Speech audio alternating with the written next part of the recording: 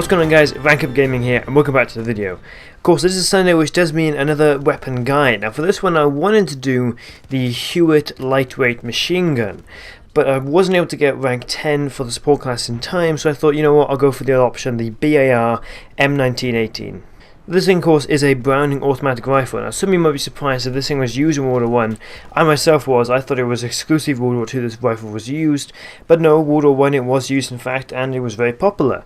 It was made in 1917 and was used right up until the 1970s, although production ended in 1945. Now, mostly it was used by the US, but also produced by Sweden, China, Poland, Belgium, Turkey, Cambodia, and tons of other nations who borrowed versions off the US, brought them off the US, made their own versions, and it's basically used in a ton of wars all the way from the 1940s, really, right up until the 1990s. Now, in real life, like I said, the BAR was used right at the end of the war, really late in. All the guns arrived in July 1918 and weren't used until September 1918. Well, of course, there's only a month left in the war, at which point they were barely used. They were used, however, partially in the Meuse-Argonne offensive. Now, of course, they're invented by John Browning, a notorious gunmaker who invented a bunch of stuff through the years, and this is arguably one of his most famous productions. Now, this is not, like I said, it's not really used in World War I, but of course it was used massively in World War II and was extremely popular in both real life use and of course then later in video games, where if you basically ask anyone to name a couple of American rifles in World War I or World War II even, they're going to name you the Thompson, the M1 Garand, and of course the BAR. It is extremely popular and is actually quite a cult classic in terms of weapons. Now, for its stats in Battlefield 1, it has the fastest rate of fire out of all LMGs, which is only 600 rounds per minute, which is pretty slow in terms of what we have in modern day. But for that back then, 600 rounds per minute for an LMG that could put down rounds and not really overheat at all, that's pretty damn good. But it does, of course, then have a very small magazine, especially for an LMG, of only 20 rounds. The reason this is small is because usually LMGs have about 50 to 100 rounds because they were designed to suppress. So with having a 20 round magazine, of course, the bullet's going to be pretty big, but that isn't reflected in the in-game stats. Now, in Battlefield 1, its maximum damage is 21. This is beaten by only the Madsen and the MG15. It has better damage than every other LMG in the game, and its minimum damage is 19, which beats every LMG except for the Bernetta Messi, where it ties. Now the minimum damage is 19, and of course the maximum 21 means a 5-shot kill, and 19 means a 6-shot kill. Now the spread for this rifle is extremely low. In fact, it puts all three variants in the top 6 for the lowest spread out of LMGs. That's extremely good. Regardless of what variant you use, the spread is going to be low and it's going to be pretty damn accurate. Now the first variant is the Storm variant. Now, this thing has a full grip on it and has extremely low recoil. This is definitely utilised because of the low rate of fire as well, meaning the gun doesn't really kick too much and is extremely easy to hit your targets.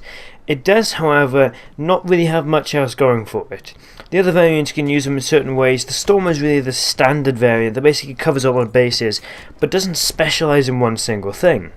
Arguably, though, this is the best variant. You speak to a lot of people when you ask them what is the best BAR variant in Battlefield 1, they will tell you the Storm, and if you watch gameplay, you'll probably see the Storm most often, again, because it covers all those bases, and there's no really fault to it, but there's also no major bonus to it. And the second one is a Trench variant. This thing has a vertical grip, which improves hipfire, and actually makes it a pretty damn good hipfire comparable to some SMGs.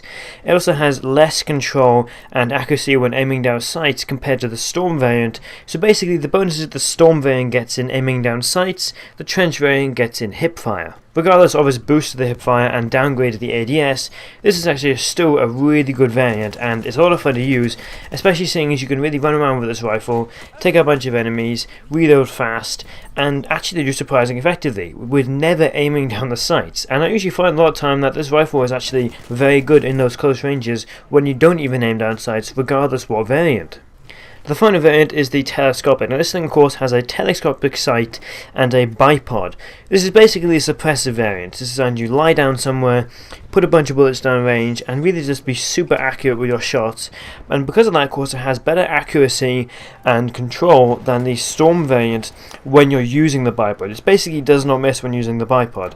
Otherwise, it has the same recoil as the Trench when you're aiming down sights, but of course, with the scope, it's harder because it's zoomed in which case it kind of makes the recoil recoil higher, of course, because the smaller change and further away is going to be much bigger lift.